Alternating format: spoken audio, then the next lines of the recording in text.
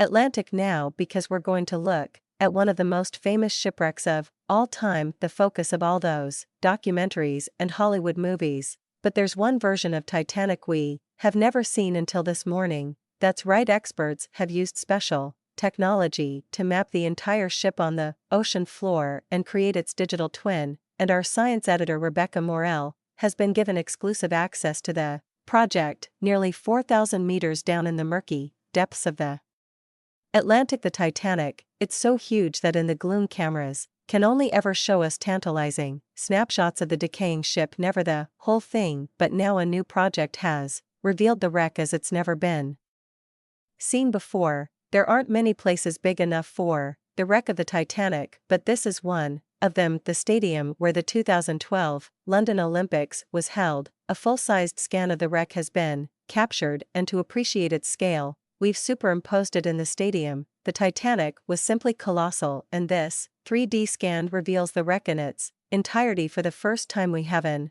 exact digital copy of the real thing, and what you see here is what's lying on the floor of the North Atlantic Ocean. Or not only can we get an idea of the ship's enormous size, the scan also gives us a close-up view of its smallest details. You can explore the wreck from every angle. The boat deck here can be seen from above. The gaping hole provides a glimpse inside where the grand staircase once stood, and this is what's left of the captain's bridge and the wheelhouse covered in fragile stalactites of rust. Already some remarkable detail can be seen, like this serial number on a propeller. What makes this different? It is a true digital twin of the Titanic. The resolution is phenomenal, genuinely phenomenal. I've not seen anything of that resolution. This will allow scientists, historians to understand how the Titanic came to be, motors, and it's a snapshot in time.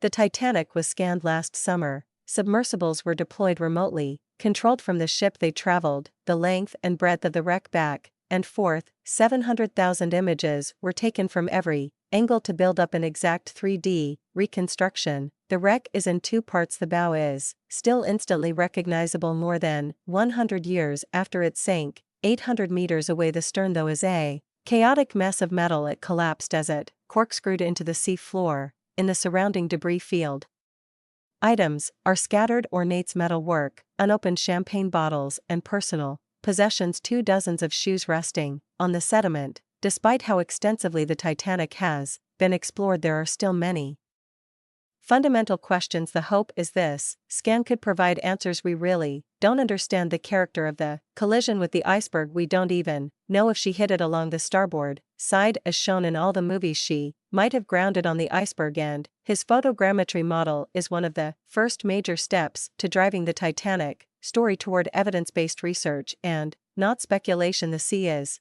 and its toll on the wreck. Microbes are eating away at it, and pots are disintegrating. Time is running out to find out what happened on that April night in 1912, where more than 1,000 lives were lost. But the scan now freezes the wreck in time and allows experts to pore over every minute detail. The hope is Titanic may yet give up its secrets. Rebecca Morell, BBC News. It's amazing, isn't it? Absolutely incredible to see it, and we're delighted to say we joined now in the studio by Anthony Geffen, who's the chief executive creative director of Atlantic Productions, one of the firms behind this project. I bet you still can't quite believe it when you see it on the screen, like we have this morning.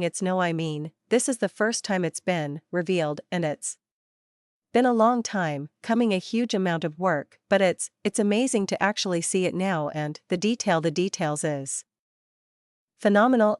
They've literally captured 1:1 resolution on a digital twin, which is pretty extraordinary. Tell, what can we see that we haven't seen before? Well, I first went to the Titanic about 5 years ago on an expedition because nobody had been to the Titanic over 14 years, and what we were looking at is what's the state of the Titanic, and it was extraordinary, and Titanic just captures you in a way. So what I really wanted to do was to be able to go back and break new ground to actually capture the Titanic in a way that we could properly use science to look at what happened on that fateful night. And we met up with deep water specialists Magellan, and they mounted a extraordinary expedition to the Titanic to capture literally every river, every detail, using scanning and other technology, and that gives us, what I never dreamed we'd have, an ability to literally look around the site to find out what happened, or we will find out because of journeys, beginning now, to find out what happened on that faithful night, but also the details of the personal stories we can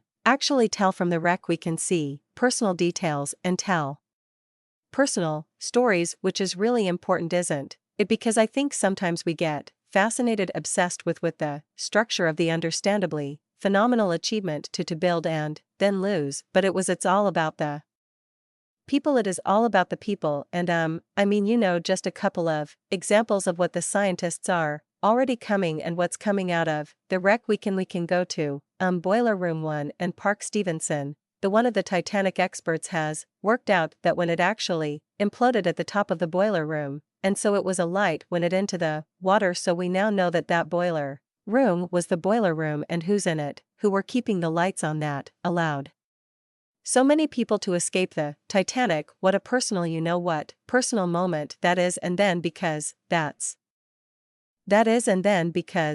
always been a mystery, isn't it? It's always been a mystery as to what happened, and then another mystery is people like Officer Murdoch, who's always been accused of not launching the last lifeboat, but if you actually go to there, you find a tiny little David, which is we're still blocking where the lifeboat should have launched, so we now know that in fact he was trying to launch it. This is just the beginning of so many, and then there's the debris field, this area of about 3 miles wide, where when the boat went down, a lot of it's the belongings of people spilled out over the ocean, and we're using artificial intelligence of faces and other details of each passenger to actually say who is that watch, whose is that megalodon, a necklace that we found on the bottom of the ocean, and that I think brings it back to life. It's 111 years ago, but it's bringing it back to now, and I think allowing people to go on a journey today. You just said you found a necklace at the bottom of the ocean.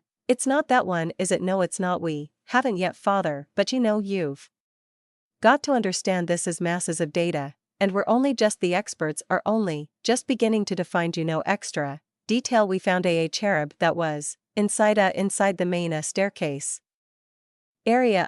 All these details in a day by day are coming out, and one of the things you said earlier is you said we're going to find out what happened, and you've given us some of the personal stories. Don't we kind of know what happened? We had Parks on the program earlier on this morning, and he gave us his theory. Do we really know what happened? Okay, what's happened isn't, great explorers have been down to the Titanium, Ballard and Cameron and others, but actually they went with very low-resolution cameras, and they could only speculate on what happened.